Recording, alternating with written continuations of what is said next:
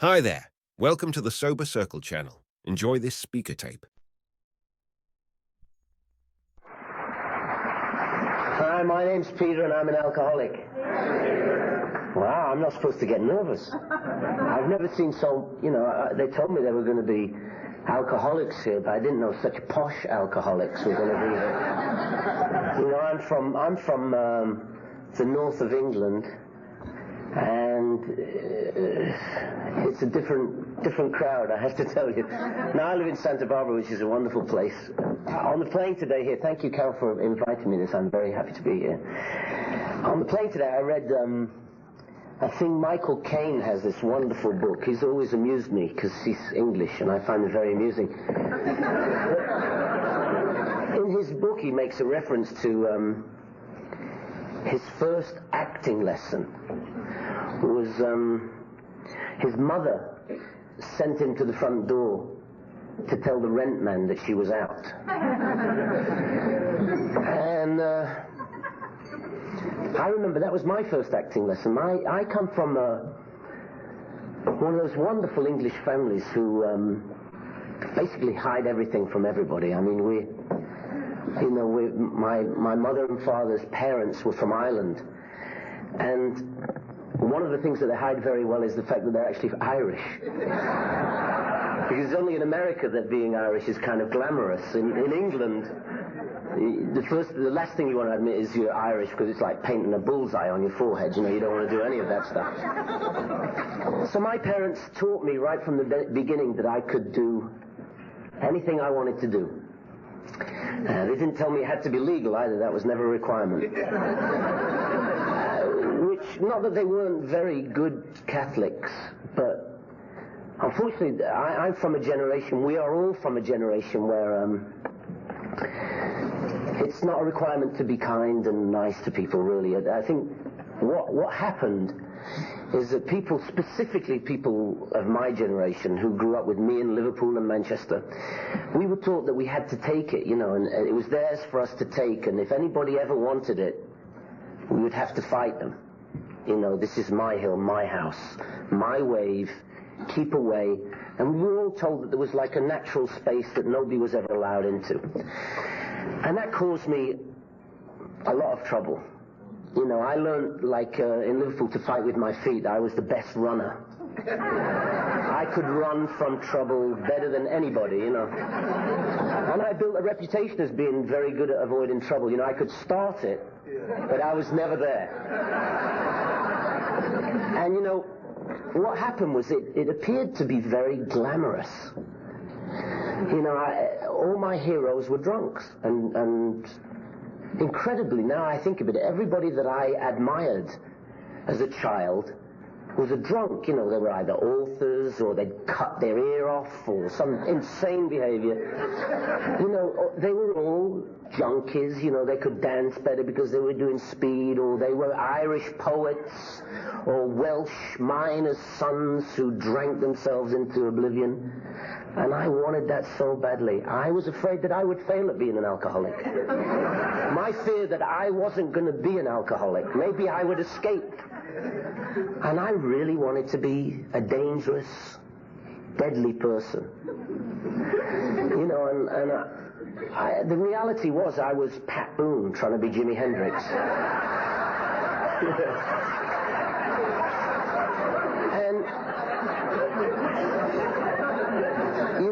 And I didn't want to be Pat Boone. And you know what?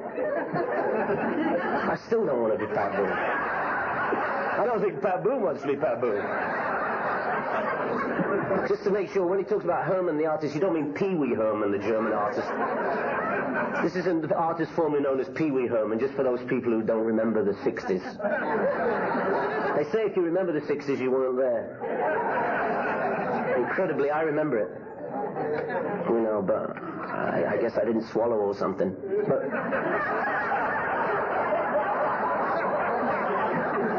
what happened to me anyway, simply is, just so I can get on with my story, I feel like a comedian with no material here.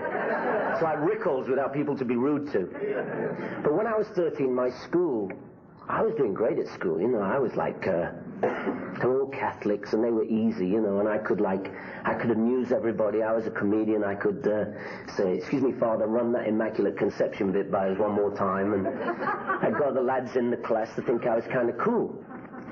And really, it was just, I guess I didn't really feel very confident at just being Peter Noon, so I invented this sort of, you know, I saw this picture, and still to this day they have to say in American buildings, "Please don't put your feet on the walls." Now, why would, you know, English people go, why would anybody want to put their feet, it's not, you know. And then we realized it was all from like a poster from a movie where there's a guy, I think it's James Dean, is standing with his foot on the wall, like this, smoking a cigarette.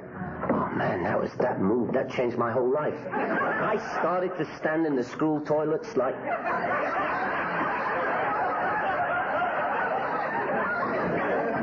And I started to want to be somebody else. And I was 13 and my school invited us to go.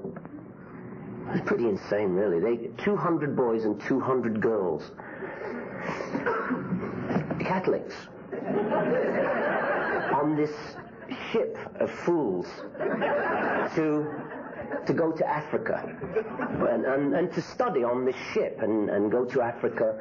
And there were many African boys in my school, and they really got me nuts because they were so smart. They really pissed me off, these guys, because they were they were from Nigeria and they knew everything and they kicked our asses at cricket and soccer. They were the best, these guys. But we were all on this boat, right?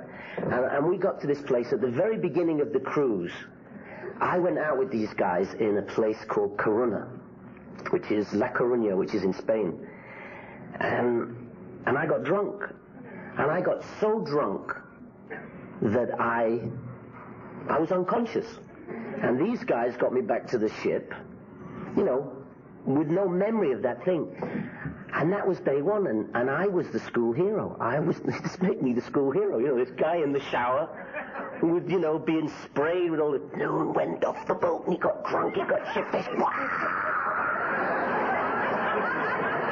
So I did it every night for the next 30 years. Insane stuff. But, you know, I really liked what it did to me, you see, because I was this sort of really good Catholic kid who wanted to do bad stuff, you know. And, you know, whenever there was a choice between good and bad, that wasn't a choice to me. Let's do the bad shit. That's where the fun happens. The good guys are in the choir. You know, with Father Rip Rap, and they stay late, and I want to be in detention with the cool guys. Actually, this room reminds me a lot of detention, looking at you now. You aren't the guys that went to my school, are you? Yeah, you are. But, you know, what happened was that became my life, and incredibly, I decided that not much could be done by me without a drink. Like if it was an audition to, you know, to get a part in a movie or something, or on the television, if I had a drink, then I could be more like the person that they wanted me to be. Not who I was, but I would then be able to trick everybody to think I was the guy that they were looking for. He's the one. Wow, look at him. He's insane. I wasn't insane. But I could do it. And, you know, I was consciously, like, hanging out with, you know, from the sea. You know, I was in a band in the 60s. I came to America. I was on tour in America when I was 15. And I was touring America, and I was always, like, a little bit off. And... you know, I mean, it helped that, like, my songs had, like, second verse same as the first, because you didn't really need to concentrate for very long, you know what I mean? Whenever there was a doubt about what was coming up next, I'd just go, second verse same as the first. And I got away with it. I led a charmed life. I led a charmed life. And I would get on the Ed Sullivan Show, and I would get drunk before I went on the Ed Sullivan Show, or I'd smoke a spliff with the Stones. And I would do all these things, but then I could, Ed Sullivan, oh, you're a Catholic. I was stoned. You're a Catholic. Meet me tomorrow at St. Patrick's. Come and meet me at Delmonico's. And I acted, sure. At night I was with the Stones. In the morning I was at St. Patrick's with Ed Sullivan. It seemed completely natural to me. Because it was all an acting job. The whole thing, my whole life was an acting job. Nothing was real. There was no real stuff because, first of all, what am I doing in this band here? I'm supposed to be at school, this can't be real. They would say to me, would you like to go to the Philippines? Nowadays people say, how much money is that? We just said, yeah. No thought about money. That was for like old people, money and mortgages and insurance policies. One of the requirements to be in my band was that you could not have a mortgage. Or any of those things, or like a golf club was like, because we wanted to live this life of these rebels. And, bit by bit I would watch all these people die. All my friends started to die, like one of the Stones. Suddenly you go, the guy weighed 300 pounds and 260 of it was water. This guy, have you noticed how drunks always want to go swimming? Lots of my friends have been swimming when they're drunk, and it's not, swimming is not one of the things you want to do when you're really drunk. And a lot of people have died that I know because, not from the glass of wine that they just had, but from the years and years of abuse of like pretending to be someone. That's exhausting, man. It's exhausting to be somebody else all the time. It's really tiring, because the whole thing in England is called a front. You have a front that you have to show to everybody all the time, And then you're sitting in your room and you go, what the hell's wrong with me? Why am I, I'm exhausted because all the time I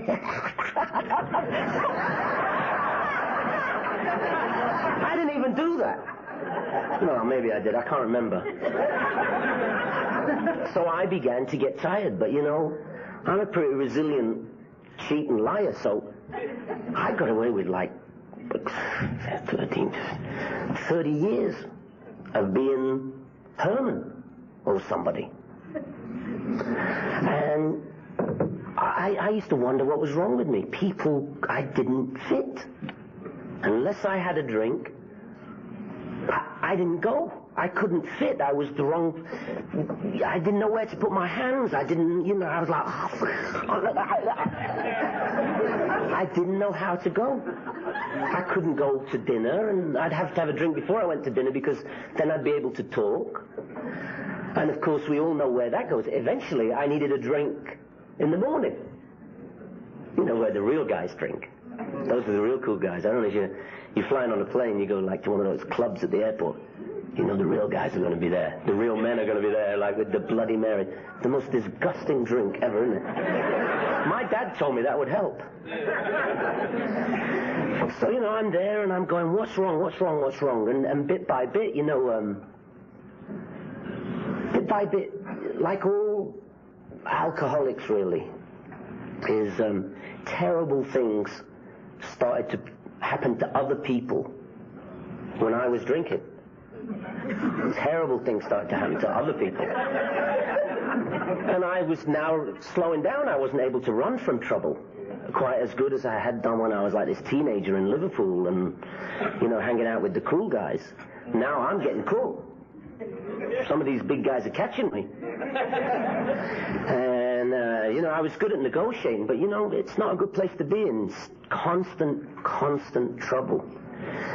And I'm lucky, I've been married to the same woman for 30 years. I've got this woman who's managed to, some insane reason, want to take care of me. And, it's mutual, it's a mutual thing, but, we had a daughter. We'd been married for a long time. We had a daughter, and I started to lie to my daughter. She's only 2 and stuff like that, because she was there. My wife was used to me talking nonsense.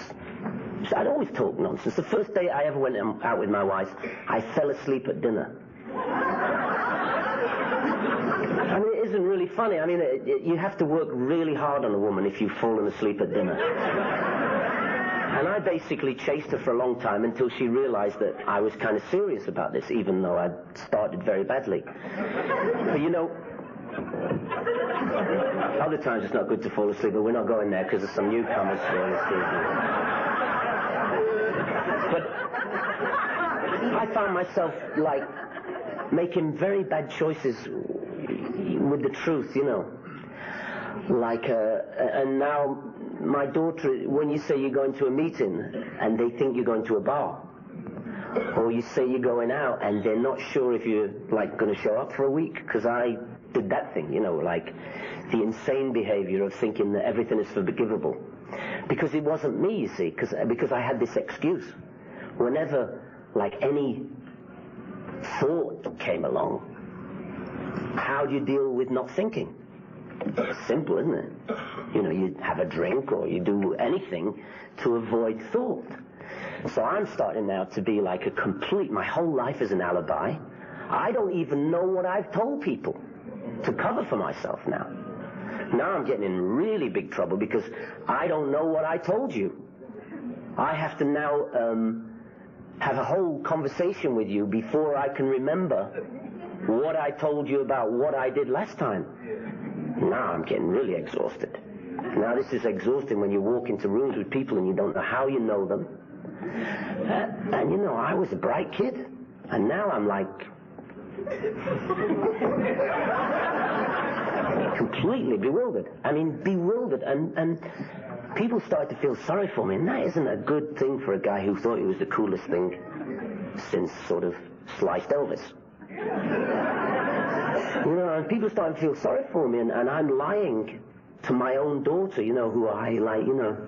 It's like God gave my wife and I this gift of a child, and now I'm like, so I go, oh, please, what do I do? And, you know, somebody came up to me, and they told me what I had to do. And, you know, being the smartest guy on the planet, I figured I could figure a way to sort of just go long enough. You know, I could do, like, the quick study. You know, I'll go in there, and I'll get enough information so that I'll be able to con everybody. Because that's the only thing I'd ever done, you know what I mean? I mean, I'd sold 50 million records on a confidence trick. So to deal with you or God would be kind of easy, wouldn't it?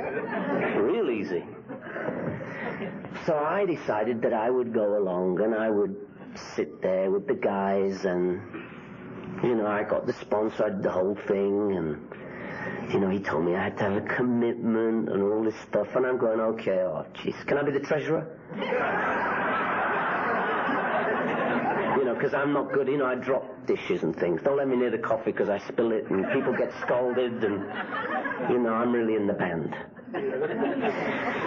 So, you know, and I would sit there, and nothing made any sense to me because I hadn't got the think. The one word that I'd missed was the think, and I realized that my whole life, what I'd always avoided was that word. I didn't want to think. Think meant growing up and dealing with everything as it really is.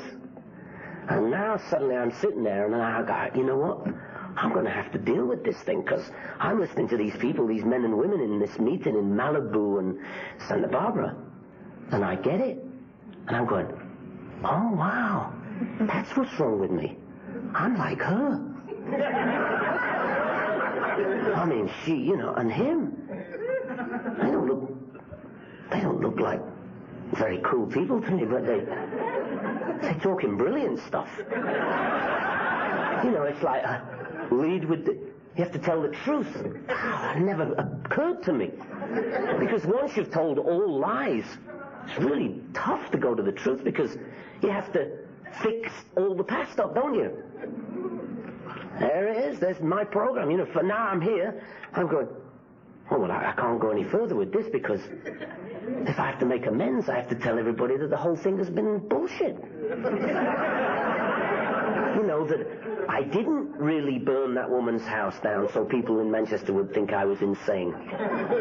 You know, that you mess with Peter Noon, burned your mother's house down.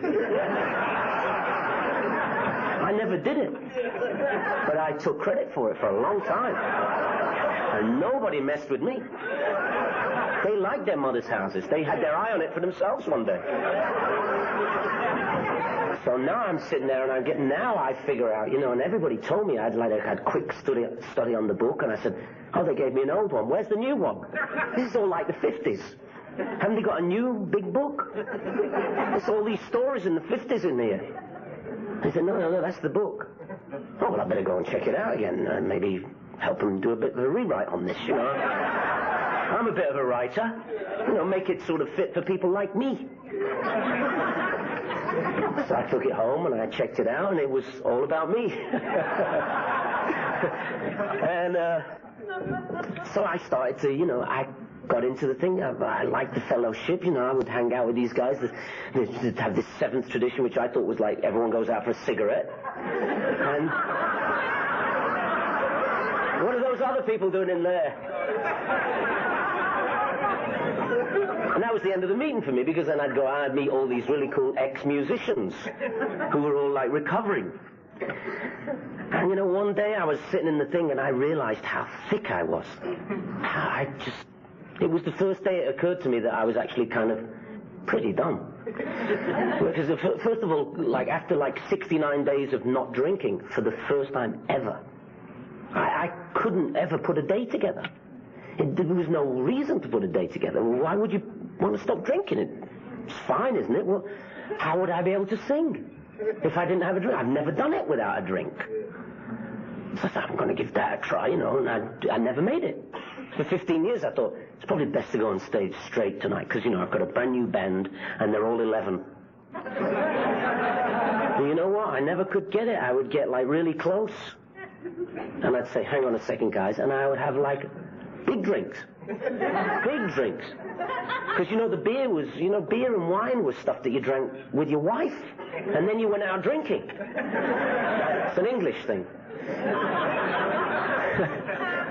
So I'm sitting there and I'm seeing all these signs on the wall, and bit by bit, I'm starting to get them. You know, after 69 days, I go, the sign over there was Big John. This guy had like 25 years. And he was sitting over there, and I used to look at him because I thought he was cool, because he once did like a chat there with the young guys, and he was talking about how he'd been a salesman, and he'd had to go back to his boss and say, I've been stealing. And I said, what a schmuck. But I look at him and say, he's pretty cool. I mean, must probably got a lousy program there, you know. I've got 67 days already, and I'm already ahead of him. And I would fix that some other way. I'd just write a check to the company, you know. And now I'm thinking. I don't need to make amends and show everybody that I've, like, done all this stuff. I'll just trickery. I'm still working that business, you know, like, I'll find a way of not letting anybody know what I'm really like. I'll just write a check to the IRS. Anonymous.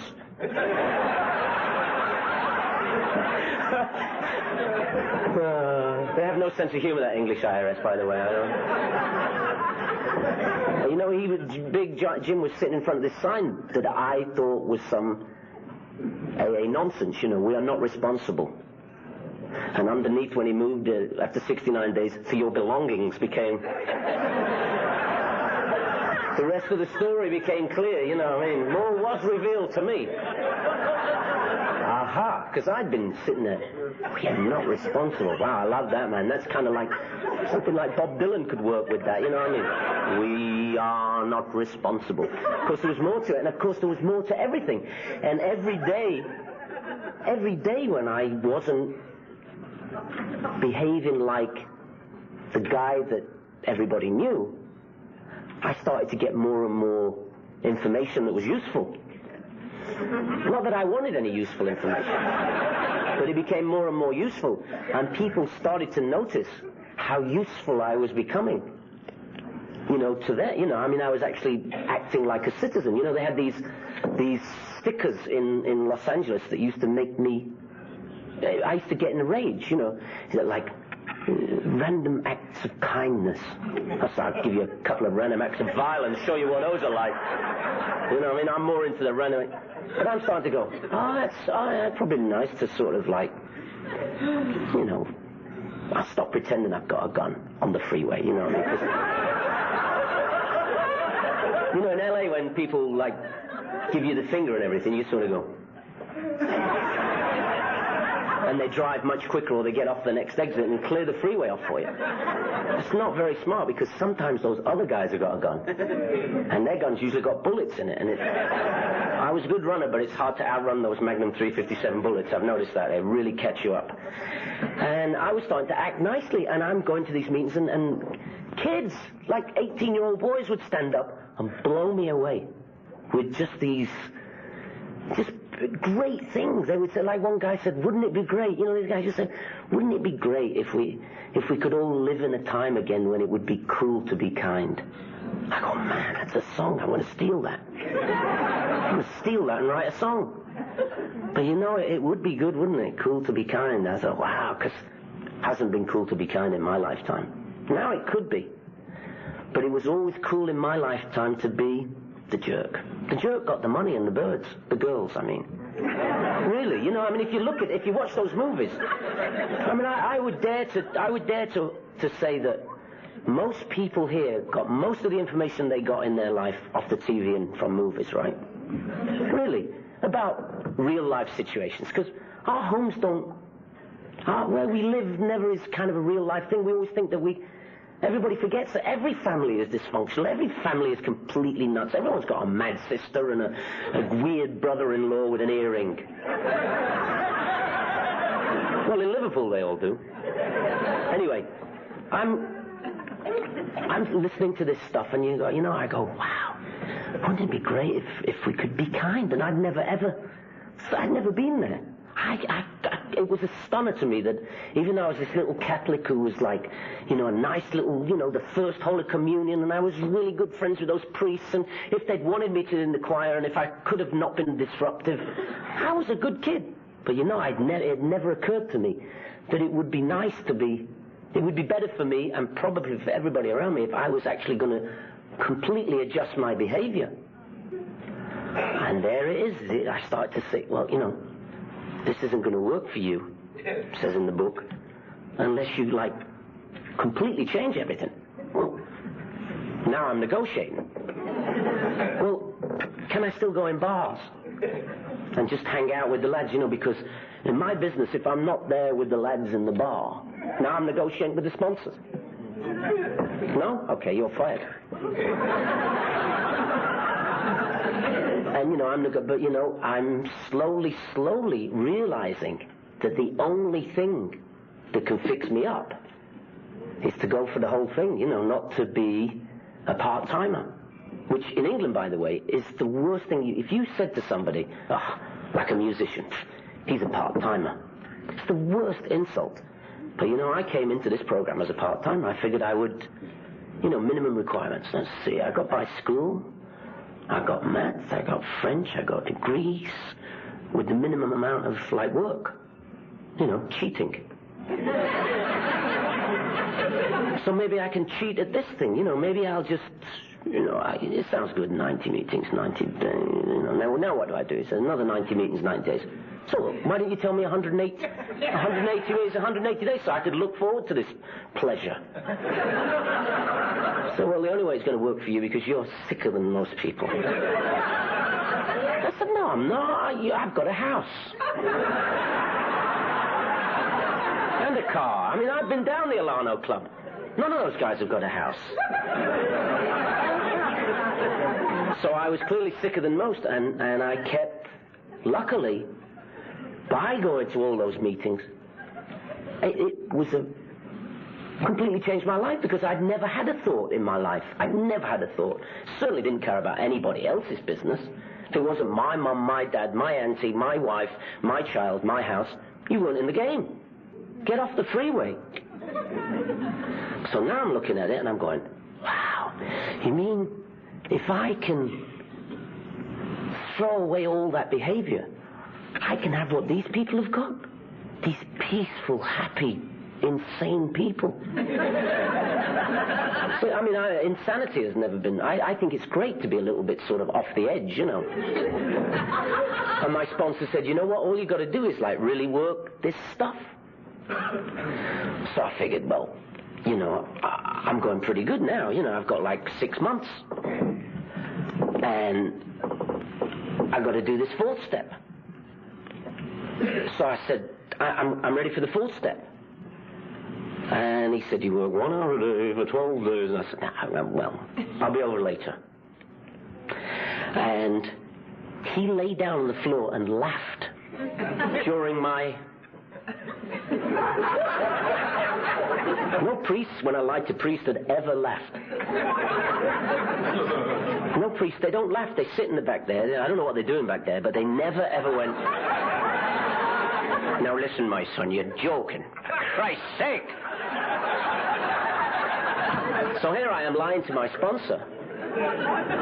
You know, like I lied to God and my wife and lie to everybody. And he ain't buying any of it. And of course, that doesn't make me very happy because I'm used to people just doing what I want. You know, democracy is for those other people. And then it was brought to my attention that if I wasn't prepared to, like, change the whole deal and fix everything up and get on my knees and own up to who I was, that I was probably going to drink. And I couldn't face that, you know, because I'd done so much work with people that loved me, as opposed to people I loved. Some of the people I loved, but some of the people I hated. But they were starting to like me. This new guy, who was like a little bit gentler and was letting them finish whole lines of sentences. You know, because you learn that it's an alcoholic's trait, isn't it? You go in a bar and nobody ever finishes a line, do they? You know, somebody says, I went to the hockey game. Oh, it was a terrible game, and he should have got through. Nobody ever... Now I'm going all the way to the end where, you know, Leclerc had scored a goal. Oh, really? And I like that person. I didn't know I would like Peter Noon, because I've never spent any time with him. Now I'm spending time. Now this is like in my first year of this thing. Now I'm spending time with myself, and I'm sitting and I'm actually thinking, you know, now what will I have to do to fix all this damage? I mean, massive amounts of damage. You know, no physical stuff, but damage where, you know, just insane you know, I had a band and they despised me. You know, we were kids. We came up together. We came to America, all we kids, and they hated me because one of the guys told me, like, that he was in AA. I said, well, what happened to you? How come you didn't call me a couple of years ago? Now I'm calling him, trying to fix up my wreckage, and I'm finding that other alcoholics hadn't called me. So, you know, that set me back a couple of weeks. And I thought, I'll show them, I'll go and have a drink. So, you know, here I am, and I went seriously into this program, and call me silly. I said, I'll do it exactly by the book. What do I have to do to get this? Because I'm scared that, you know, I hear the guys talking at the meetings, and I'm not completely imbecilic. I know what will happen to me if I go out. I know what's going to happen. Because I see the guys come in, and they got teeth missing. And bits of, like, their ear bitten off. And I don't want any of that stuff. And I know that that's what happens to me because I know me better than anybody, right? So I'm saying, now I'm seriously... Now I'm really scared. Because they're telling me more will be revealed. And every time stuff is being revealed, it's stuff that I really don't want to know about myself. I want to know what 16 magazine thinks about me. You know, and what Teen magazine want to... That's what I'm really interested in. But you know what I'm finding out is that I haven't actually been the person that my PR person would have everybody believe. You know, I've done some serious bad things to people, and I needed to fix it. And I knew that one of the best ways to fix it was to stick around and listen. You know, let people finish sentences. And I got on my knees, you know. I said that it wasn't my sponsor, because I was embarrassed to tell my sponsor I wasn't moving ahead. So I got talking to other people in the program. I said, I'm really having trouble. I did my 4th step, when they hear 4th step, it's like, it's the key word, isn't it? It's like all ears perk up. 4th step. I can help you with that. Everybody steps forward, sort the men out from the boys. They all want to be there for your first baseball lesson, you know what I mean? So they all step forward, and they all kept saying the same thing, like everyone. I said, did you all guys have the same sponsor? And it was, and they said, the best way, here's what I did. I said, well, tell me exactly what you do, because I keep going home and I can't. He says he wants 1 hour a day, and I don't have an hour a day. I'm so busy. I have to take my daughter to school, and then I have to go to the gym. And then it's lunch. So I said, well, what you want to do is get the 3rd step prayer, read it aloud, and get on your knees and write down the first thing that you can remember ever happening to you. And oh, man. And call me in an hour. Which is a great one, because, usually takes you 3 days, that first hour, you know what I mean? Because it got me. And it was better than #1 records and all that stuff, because I got it. Now I understood. Now I finally understood why you had to do it, and it was such a relief, because I didn't know that I was wondering, what's the upside of this program? You can't drink. The meetings are fun. Fellowship's fun. But where's the upside to this? All the guys, listen, those guys in that bar down there, they seem to be having just as much fun as we are. And the upside is that if you get this program, and you can, and then you get to share it. That's the cool thing. And they don't want you to be a promoter of this program, but an attraction is really something that show business people understand.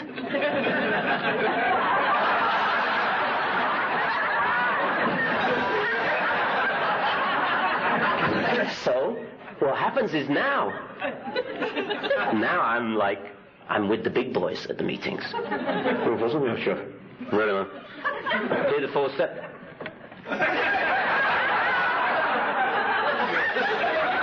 On your knees. Now, I'm in the big leagues. It's like Father McVeigh. Get down there. Read that 3rd step prayer. And I'm just quoting what the guy had told me. Worked for me. How did you do it, Mr. Noon? Well, First step prayer, Neil, don't forget to start writing. Call me in an hour. And of course, that's all it is. And all this thing is this wonderful fellowship of men and women who get to share how their lives turn around, and it goes great. And it goes bad sometimes. Bad stuff happens to me sometimes. But now I think about it. I go, oh my God, this is bad stuff. Oh, this is bad stuff. This is, bad stuff. Bad stuff. Now, once upon a time, bad stuff. Let's go down the beach, get some blow. Never solved anything. Never ever solved any one of my problems. With those guys. With the 6-packs and the, on the beach smoking at night. Well, I know lots about sunsets, but nothing about how to work my life. So what I did was I started to think. And it's an amazing thing. It's like, and now I go to meetings and I look at that sun and I go, it's incredible. I was here for a couple of months and I never knew what think meant. Now I think every day. I get up and I think, and I always thought I had a problem with the Roman Catholic Church, and I hear all these sort of, recovered Catholic and stuff like that, and I thought I was one of those, but through this program, I found my way back in there, because the Catholic Church, despite all the ups, everything has its goods and bads. We're living proof, right? But it's a great place to go and meditate, and I think that is also an important part of this program. They got it good in there. In those churches. It's always quiet, even like in St. Patrick's when the tourists aren't running around. Harry Mashta. I said, out of here, this is a place of God. Because they don't understand me. But it's a good place for me to go now. I find, I do remember my jokes about the Immaculate Conception, but now I think about it, I go, hey, it's all possible. look, I made it through this. I should be dead. I'm not supposed to be here. So that all starts to make sense to me, because it's a great place for guys and girls like us to go, and people will leave you alone and let you finish. Because I need to meditate. You can't meditate. The phone rings, doesn't it? Cell phones ring. People calling from... Man, leave me alone. But, so I found my way back there. I find it much easier to get on my knees there than I do than at the airport. People think you're weird at the airport. I want to tell you, though, if you go in so-called third world countries, it's not unusual to see people on their knees at the airport. It's a good place to be if you're afraid of flying. On your knees, man, because you know. And it isn't unusual, and I'm going to start doing it on the airport. I want to start it'd probably scare people, won't it? He knows something about the plane. He knows. They'll be asking me, how many frequent flyer miles have you got? It'd be like having 25 years. But I'm not afraid of getting on my knees, but you go in these Muslim countries and the guys are on their knees, and those are the people, I used to pity those people. I thought, what a schmuck. Look at him. They're all on there. Why didn't they... You know what? Religious people got it, man. The people I used to look at those pictures in my school and I go, look at the guy's face there. St. Francis. His giblets are coming out of his side. The Roman's got a few, bits of his, liver, onions on a spear, and he's got this stupid look on his face. I know that look now. I know that look from here, man. I learned what they were thinking right here. That's a good look. Now I understand. Because you need to have a lot of courage to believe in God. Especially nowadays. People think you're weird if you believe in God. They go, what's wrong with him? I hope he's not going to talk to me about it. Hey, listen, believe me, I used to sit on planes, and I was an abusive drinker. I would abuse alcohol. I wasn't going to sit there and have the wine. I'll have the Chardonnay. Get the bottle. The gin. The gin! Now! Guys used to try and talk to me on the plane. Leave me alone, will you? I'm a Chippendale stripper. No guy will talk to Chippendale strippers. No guys. Flight attendants like it. But guys used to talk to me on the plane, and they would talk to me about this. Because I was a bit of a giveaway, 6:30 in the morning, the LA-Dallas flight. And I used to say, I probably passed the basket around, right, after 10 minutes. It's probably all about, God, they've got God in there. I'm out of here. I went to Australia. Now I go to meetings everywhere because I promised myself I would make a meeting every day. So I go to Australia, and a guy that I'd never met gives me a list of all these Australian insane people that I've got to call when I get to Melbourne, and they take me to meetings, and I have this whole new world of people that I didn't know. Brand new friends. Nice people. Not drunks and bloody drug addicts they're boring drug addicts, man. They fall asleep. You can always steal their women.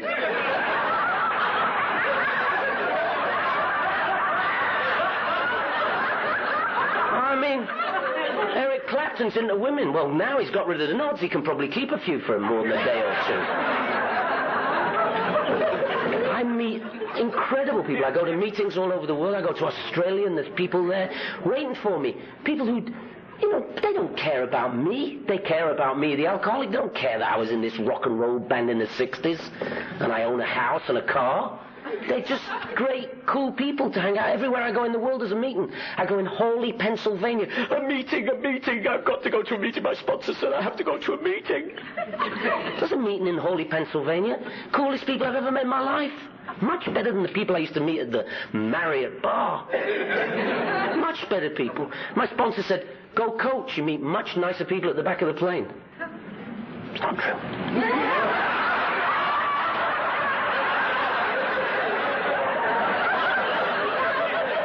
Guys who play for the Bulls are sitting up front. But anyway, there it is. I mean, it's been a wonderful, wonderful experience for me to be in this fellowship, because I never was at home anywhere. I was always beside my shoes. I was this guy standing there going, if only I could be there, I'd be comfortable. Or maybe here, or maybe here, or maybe a guitar, maybe a low down here. Maybe. Never was comfortable. I came, like from the very first time I said, oh, these are my people. I felt comfortable tonight. I'm supposed to be nervous. I was nervous at the beginning, but I feel comfortable with you people. It's my people. You know me. I know you. You know me. It's like our family. That's where the fellowship comes from. And I never had any of that. My fellowship was other people. I didn't trust people who didn't drink or do drugs. I didn't know how to relate to them. This is the first time I've ever had intelligent conversations with people where I've let them finish their part of the story first. Now, can you believe this? I'm from this mad Irish insane family who, like, when you saw a carving knife, it was not for the bird. Those Christmas things were not places that you would want a knife around. In America, they get the knife out for Thanksgiving. Oh, the knives are out! Irish families don't have knives at parties because there's always the brother-in-law with the earring. And the tattoo. Where was I? I have completely lost it now. I'm going, well, anyway, completely lost myself. I was right back with my family in Liverpool there. The fights. Here I am at home anyway. I feel very comfortable. And you know what happened is that now when I'm on the road and I'm with other people, I let them say their thing. We now are so relieved that we all interact as people on the road, that we now are able to discuss politics and religion. How about that? Did you ever meet an alcoholic who was drinking, who went politics or religion? It was like, that was the beginning of the fighting, wasn't it, really? You couldn't sort of start. So actually, in America now, everybody talks about the stock market as if it's religion, don't they? It's like, but we can now actually consciously talk to each other about things that we never dared go to, because there were certain trigger things for me where I would lose it if somebody started to talk about God. I was afraid of talking about God because I knew this guy was there, but I could jump out of his way every time I got a drink.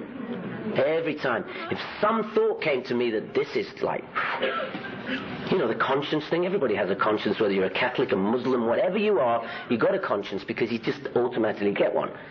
I could lose my I didn't have a conscience because if God sent me like a little message, I have a drink. He'll get rid of God. I won't be able to think about God or anything that's got reason or rationale. I'll have a drink, and then I won't have to go there anymore. So now I can go in all these places that, I was never conscious. I was never capable. Actually, I'm still not capable of a very deep thought. That my greatest idea was a song. When I was a little boy, I had this idea of a song that had no rhymes. And I was 50 years old. And it was a huge hit, sold like 7 million records. And I was 50 years old when I realized that nobody had ever noticed that it didn't have any rhymes. Can you believe it? This song's got, Mrs. Brown, You've Got a Lovely Daughter is a song. I'm just going to go, because I'm telling this guy, well, it's so cool, like I'm with the elite rock people, and I'm saying, oh, yeah, I did that in the 60s. What do you mean? Well, I did the song with no rhymes in the 60s. No, you didn't. Yes, I did. It's like, Mrs. Brown, You Got a Lovely Daughter, girls as sharp as her is something rare, but it's sad she doesn't love me now. She's made it clear enough it ain't no good to pine. Which I think is hilarious. But nobody ever noticed it didn't have rhymes.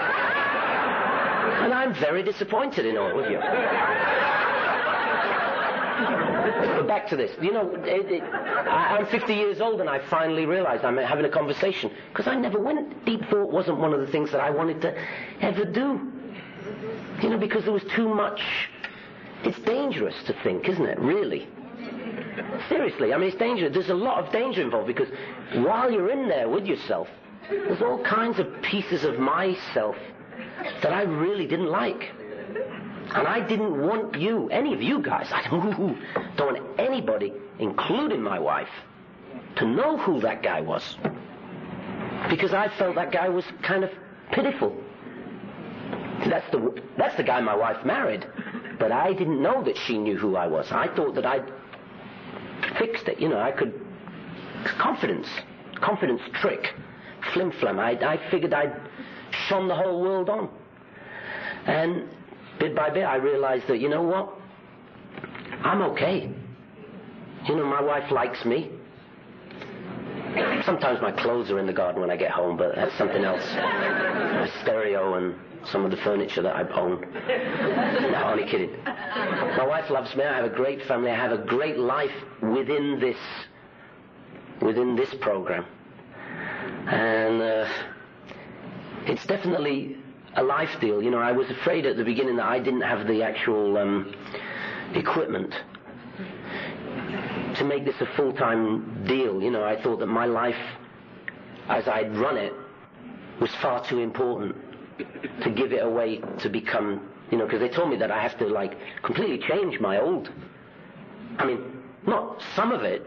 You have to change some of it. These half measures weren't going to work. And I was going, for a while there I was going, well, I could change that and I could change that and I could change that. But I'm not going to change that. That's me. You take away that and I'll be nothing. And he goes, yeah, that's what I'd like it to hear. Will you call me when you become nothing so we can get down to work here? And of course there it was, and by me asking questions all the time, and my sponsor was knew how to get me in trouble by telling me to, whenever I thought something at a meeting, I had to stand up and say it.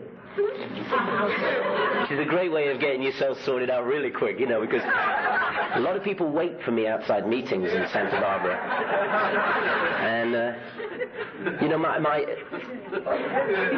I learned, that was a great way to learn humility. Messing with those guys who'd been working a long time on the program and thinking you'd sort of found the quick way through it. And now, like I say, call me silly, the book and the way that they've been doing it for a while is for me the only way to do it. I got to go buy the book, which has never been my thing.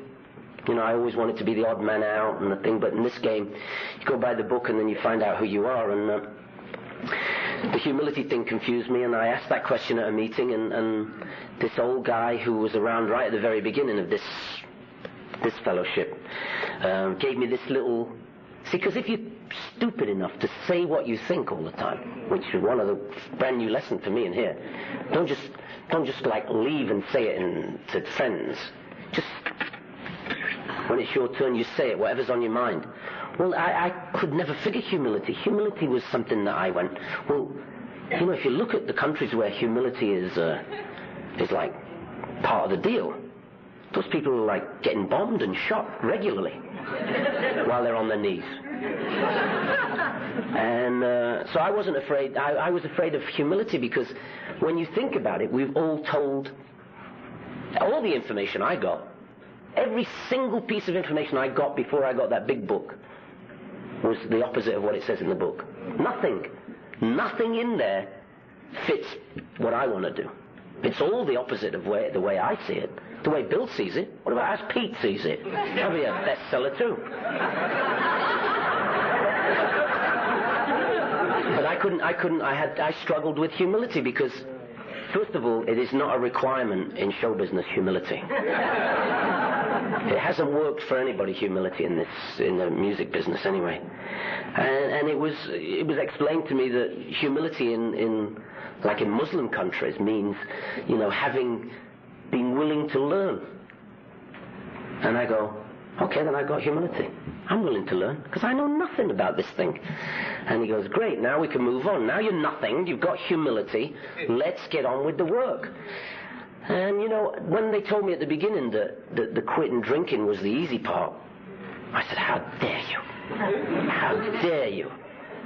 You've just ruined it for me now. I was in here, I thought, you told me all I had to do was stop drinking and go to meetings.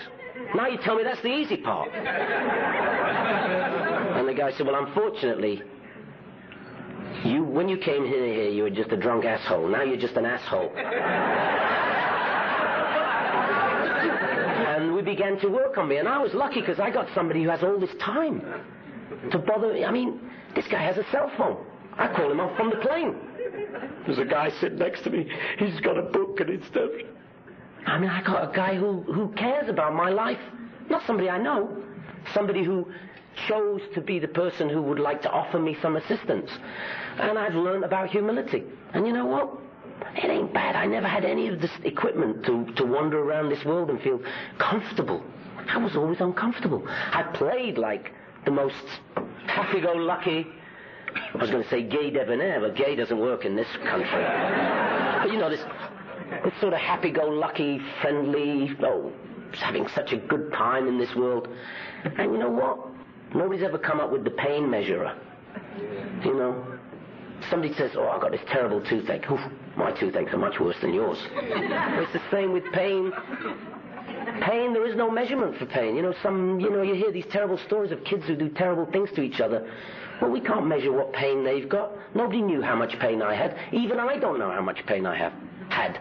All I know is how much pleasure I get from being able to deal with the next thing at a time and dealing with, I guess, the next best thing. And trying to keep it simple because, you know, as you know from Henry VIII, profound statements are my thing. You know, the second verse and then all together now about my specialities. Profound thinking is my thing.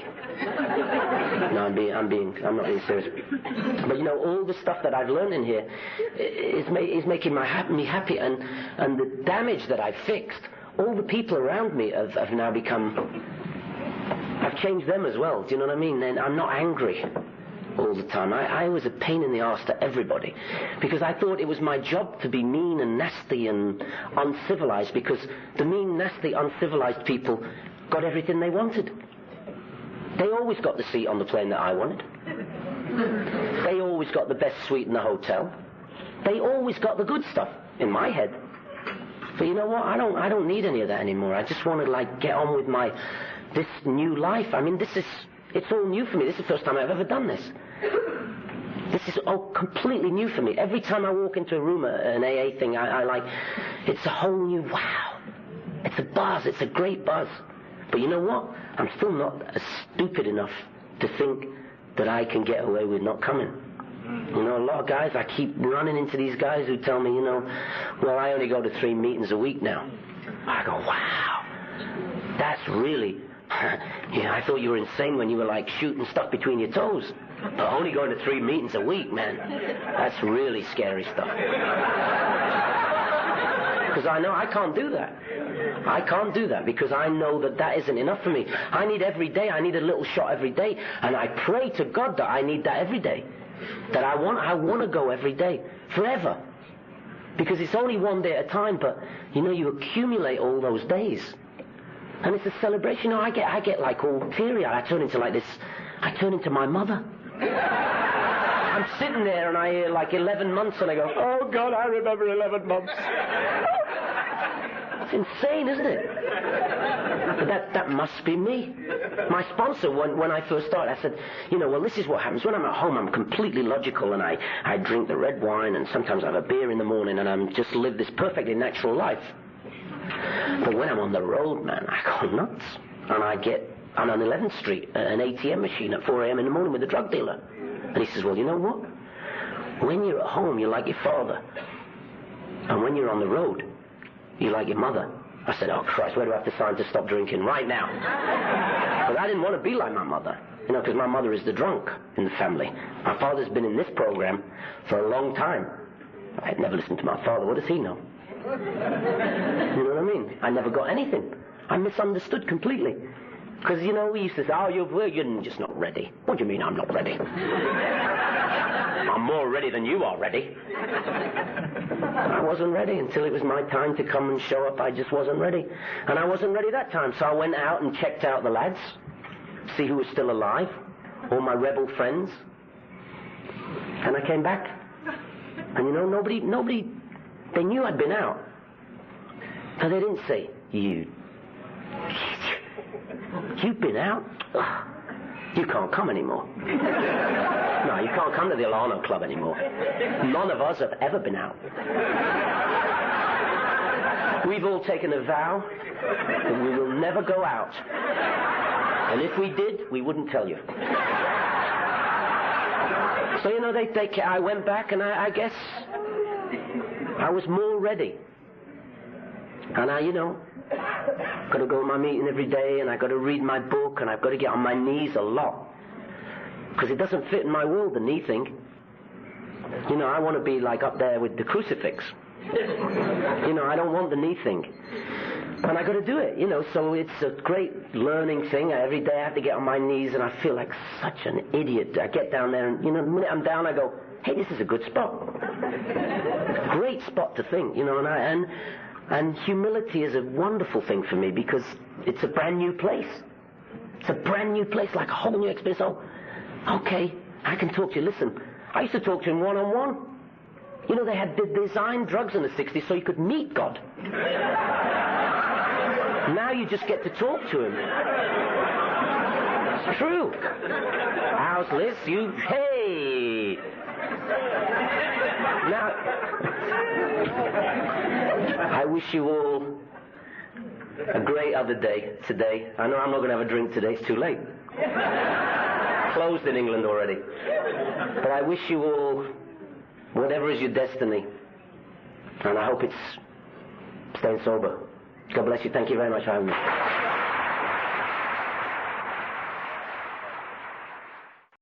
Thanks for listening. Please support the channel by liking and subscribing.